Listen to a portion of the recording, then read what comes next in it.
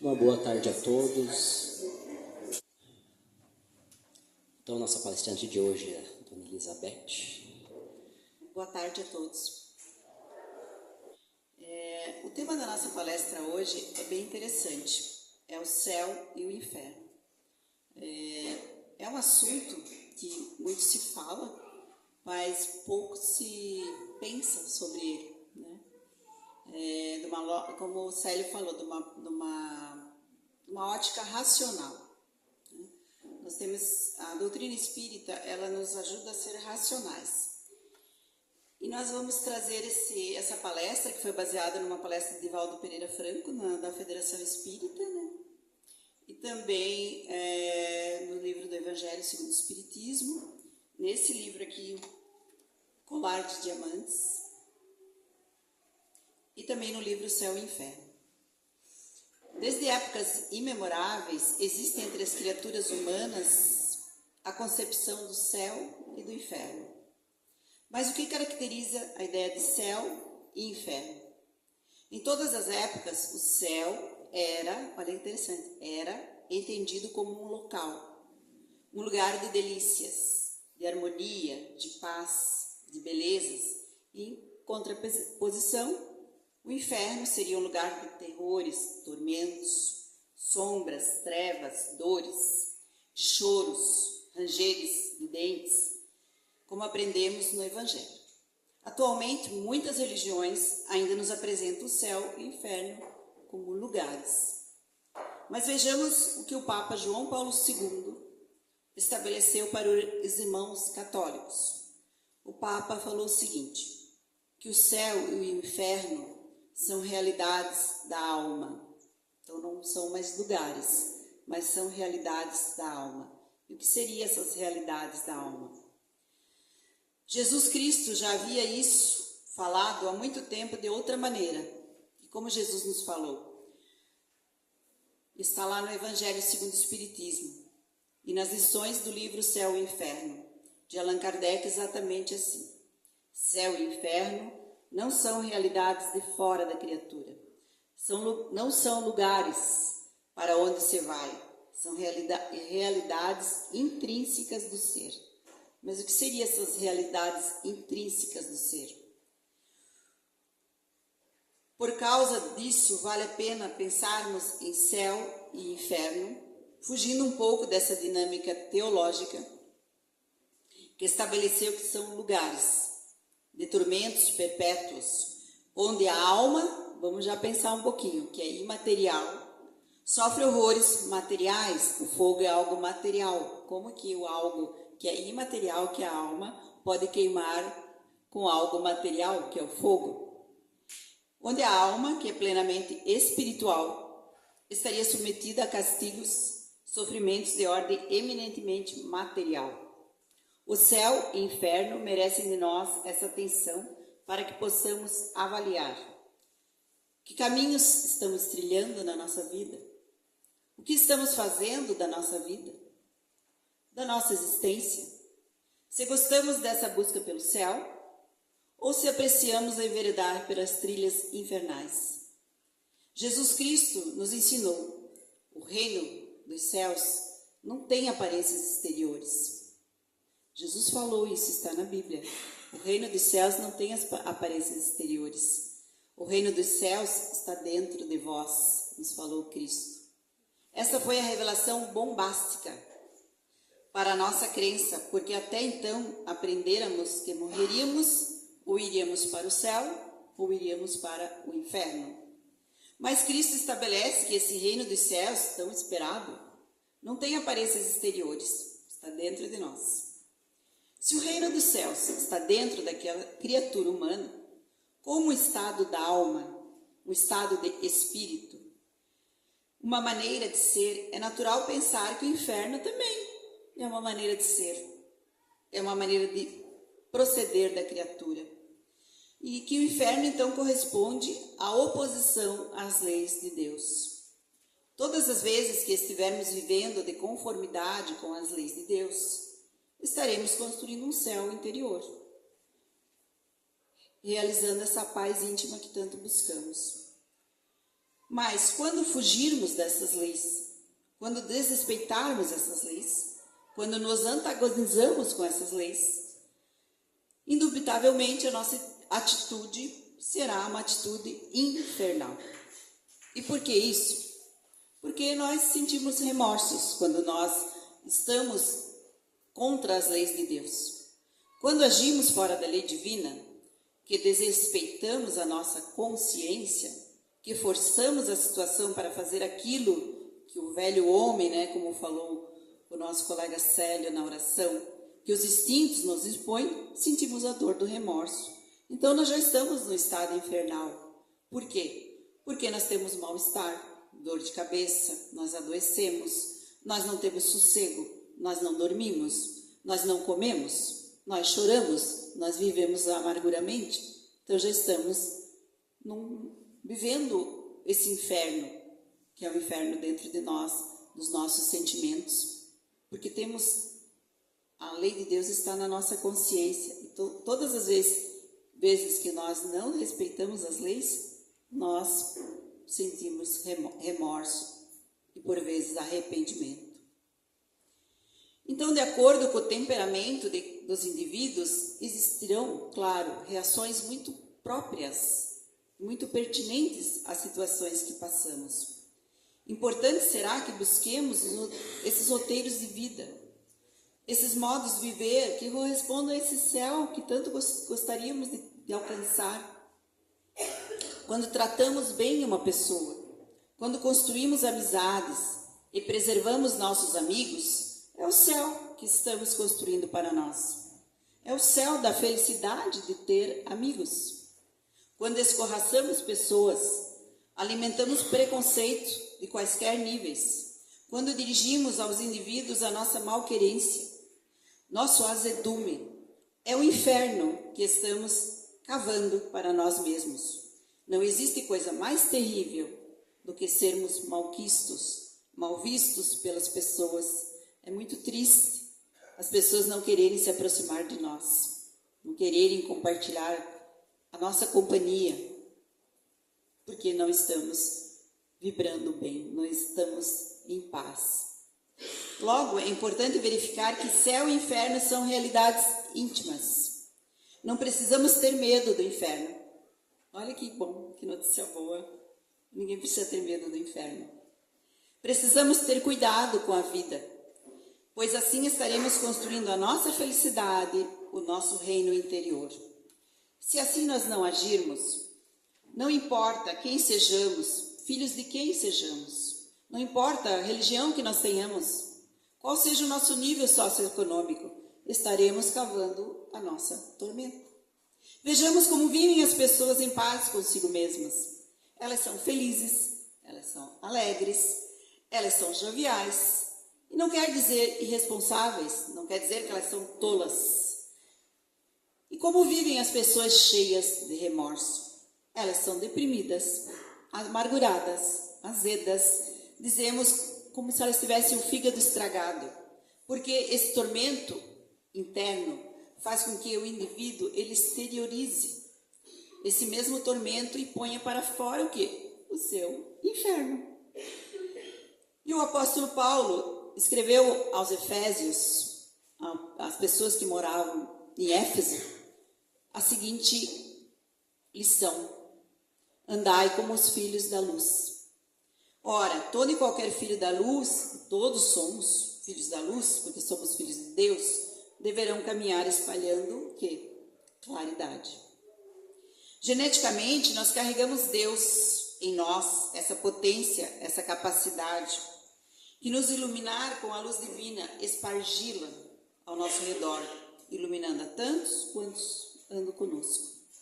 O inferno, o céu, não tem aparências externas, são realidades existentes dentro de nós. E do livro O Colar de Diamantes, que é esse livro aqui, que é muito bom, Divaldo Franco traz uma compilação de histórias que ele contou em palestras, e quem compilou essas palestras, essas histórias foi o Délcio Carvalho.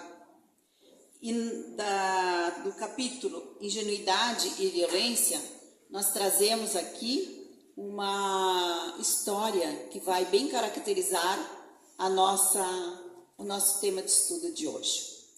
Narra-se que Leonardo da Vinci, o extraordinário pintor, quando estava estudando os planos para poder imortalizar o grande mural que se encontra na cidade de Milão, na Itália, intitulado Santa Ceia, ou para muitos, a Última Ceia, a imaginar como seria o rosto de Cristo.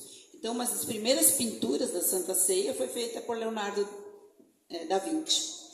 E essas pinturas que nós vemos da Santa Ceia, essas obras, muitas são baseadas nessa pintura, que ela está lá numa igreja de Milão. Então, o que Leonardo fez? Ele foi procurar em todos os lugares alguém que tivesse a face de Cristo que pudesse colocar naquela pintura. E ele desenhou todos os personagens da Santa Ceia, né, os apóstolos, mas ele não conseguia uma imagem de Cristo. Como desenhar o rosto de Cristo?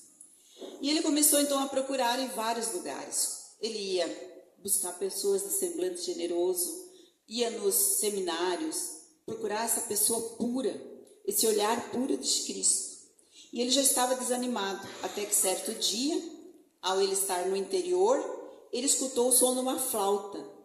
E ele foi ver, era um moço muito belo, que estava tocando uma melodia, e ele estava pastoreando ovelhas. Esse moço tinha 25 anos, ele tinha uma beleza incomum, tinha barbas bem cuidadas, cabelos de tonalidades de mel, a descerem-lhe até os ombros, encaracolados, partidos ao meio, e os olhos eram azuis como o céu. E ele também não era só a fisionomia daquele moço, e essa história é real, que ele viu o Jesus, mas foi pela pureza, pela doçura daquela face. E ele perguntou ao moço se ele poderia ir para Milão, no seu ateliê, posar para ele pintar o rosto que ele tanto queria. E o moço disse, não, eu não vou sair daqui, eu estou muito feliz aqui. Só que ele falou, eu lhe ofereço um punhado de moedas de ouro. Então a família convenceu esse moço a ir para Milão, posar para esse retrato. E quando ele terminou, concordou, ele chegou lá na casa de Da Vinci, era primavera, o Da Vinci achou um espaço em que ele ia ficar observando o jardim, e ele ia se recordar quando ele tocava flauta no jardim. E o Da Vinci falou para ele, se reporte ao interior que eu vou pintar o seu rosto. E a mão do pintor foi pintando com crayon, primeiro ele fazia o desenho em crayon, desenhou os contornos da face, o osso da maçã do rosto, os lábios poupudos, o nariz alongado, os sobrecílios, a testa larga, o cabelo caído. Na terceira sessão, ele já havia composto o rosto de Cristo. Então, ele dispensou o moço, e dali ele levou aquela pintura para esse afresco, que depois é pintado em gesso, e ficou lá pintado no afresco na parede daquela igreja. Assim, então, criou essa obra belíssima que nós temos como a Santa Ceia e depois replicada, isso aí foi lá no século XV, imagina, muito tempo atrás. Então, ela é uma obra extraordinária, ela está lá na parede desse imenso refeitório do convento e durante até a Segunda Guerra Mundial, lá em Milão, eles cobriram com sacos de areia para que não fosse bombardeada essa parede, Está lá naquela igreja para quem desejar visitar ainda. Passaram anos, e esse mesmo convento pediu para Leonardo da Vinci, 10 anos depois, pintar o beijo de Judas. Nós sabemos da história que Judas, ao entregar Jesus, falou aos guardas, eu vou beijar o homem que eu beijar, vocês poderão prender que é Jesus. E pediram para Da Vinci, então, agora não era mais pintar o rosto de Jesus, mas o de Judas beijando a Jesus. E ele começou então o quê? Visitar penitenciárias, prisões, antros de prostituição, nos quais certamente estavam os piores criminosos imaginários. Acreditava que o rosto de Judas era macabro, hediondo, de horror, e por mais que desejasse conceber em uma criatura humana tanta vilania, tanta miséria, ele não conseguia imaginar aqueles olhos. Ele precisava achar o pior bandido de Milão. E já estava desistindo, como ele soube de um presídio existente próximo a Milão, onde estava um bandido que era tido como o mais execrado, o traiçoeiro que a polícia havia enjaulado. Resolveu visitar aquela instituição. Quando passou na porta, teve sentimentos inusitados. Estava passando na porta daquela cela, ele sentiu aquela energia forte. A gente sente, né, aquele mal-estar. E ele entrou na cela da 20. E naquela janelinha gradeada estava um homem recurvado, exalando ódio, um sentimento de horror contra a humanidade inteira. Ele bateu a palma e disse: você poderia me atender? Quando o rosto virou, Da Vinci falou: é o Judas. Esse é a imagem que eu quero pintar. Esse homem é terrível. E ele foi ao diretor da prisão, pediu ordem: pagarei ao presídio uma expressiva soma para poder registrar não só o rosto, mas a energia desse homem. Aquele presidiário constituía um terrível adversário à sociedade. Ele era muito perigoso. Não obstante, o diretor veio à cela e fez a proposta ao bandido. Este era realmente terrível, concordou, e recebeu então uma bela soma, sem saber exatamente para que pousar. E o próprio diretor falou: você vai pousar e o presídio vai receber esse dinheiro. E teve todos os trâmites legal. O malfeitor foi algemado, aprisionado a uma parede e colocado de frente àquela janela, para poder olhar o céu através da grade. E na prisão, um tanto obscura, Leonardo ficou num canto e começou a pintar aquele rosto terrível. O outro a olhar para fora, enquanto o artista tentava captar a alma do bandido. Era um cenário de muito trabalho. 1, 2, 3 dias. Leonardo inquiriu: o que se passa com você? Não é mesmo desde o momento que eu te conheci? Seus olhos já não são tão traiçoeiros. O que aconteceu com você? O homem calmamente virou-se para o artista e respondeu: eu não posso mais. Eu o liberto desse compromisso, não me pinte mais. O senhor não me deve nada, eu não posso. Não posso, porque à medida que o senhor está desenhando-me, estou voltando ao passado. Quando o senhor me contratou porque eu era o rosto de Cristo. Leonardo ficou estarrecido: mas como? Você é aquele rapaz camponês? Aquele tocador de flauta? Pastor de ovelhas? Perguntou o artista, franzindo o senho, com expressão de desconfiança. Sim, senhor. Mas o que aconteceu com você? Preparando para a resposta, um tanto vacilante e dificultado, o presidiário apertou a testa com as mãos, como se estivesse tentando colocar os pensamentos em ordem. Eu era puro naquela ocasião. A minha pureza era feita de ingenuidade. Eu não conhecia as misérias do mundo. Logo que eu recebi a pequena fortuna, fui cercado de pessoas desonestas, exploradoras, e por mulheres devassas que me corromperam. Terminei na pior situação moral da comunidade de Milão. Então eu desci fundo do poço para poder defender minhas últimas moedas de ouro.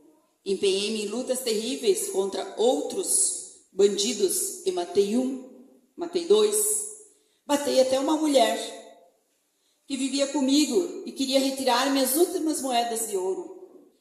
E para não perdê-las, eu odiei-a e assassinei-a com um punhal. A partir daquele dia, a minha sede de sangue, o meu desejo de destruir o mundo, fizeram de mim o pior bandido da Itália. Mas agora, recordando-me de que fui, lembrando-me de como era puro, de como era jovem e inocente, eu não posso mais posar. Segundo consta, o beijo de Judas demorou muito tempo a ser concluído, porque o Leonardo da Vinci teve dificuldades de encontrar um rosto, além daquele que expressasse a miséria de um indivíduo no mais baixo degrau de que a dignidade humana pode alcançar.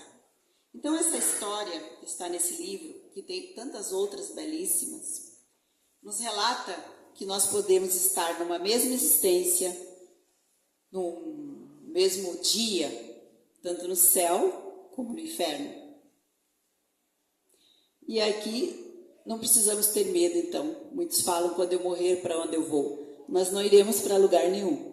Nós estaremos aonde estamos, vivendo no céu ou no inferno, vivendo de acordo com as leis de Deus ou contra as leis de Deus. E graças a Deus nós temos templos que nos acolhem, que nos recebem, para que possamos refletir, né, o que estamos fazendo com a nossa vida. Tem uma passagem da Bíblia muito bela que fala o seguinte: aqueles que perseverar serão salvos. Mas o que quis dizer Jesus? O que é perseverar? Perseverar é saber o que estamos fazendo aqui, qual é a nossa missão, qual é os nossos planos, qual é o objetivo da nossa vida. Isso é perseverar. E também finalizar tudo aquilo que nós começamos. Será que é perseverar indo todo dia na casa espírita, indo todo dia no meu templo religioso? Não, isso também faz parte. Perseverar é buscar sempre fazer o melhor para nós, para o nosso próximo, dentro das nossas possibilidades. Então, aquele que perseverar será salvo. Que Jesus nos ajude a perseverar nos nossos bons propósitos, no nosso amor ao próximo, no nosso amor a nós mesmos, no nosso cuidado com a nossa família, e que possamos lembrar sempre dessa história, que nós podemos uma hora estar no inferno, mas também podemos estar no céu. Não paremos no caminho, que possamos seguir adiante com os nossos objetivos, que cada queda seja um motivo para que nós possamos levantar e buscar novamente o céu que tanto queremos, que é a paz no nosso coração, a cura das nossas doenças físicas, mentais e espirituais. Que Jesus nos abençoe e nos proteja hoje e sempre. Que assim seja.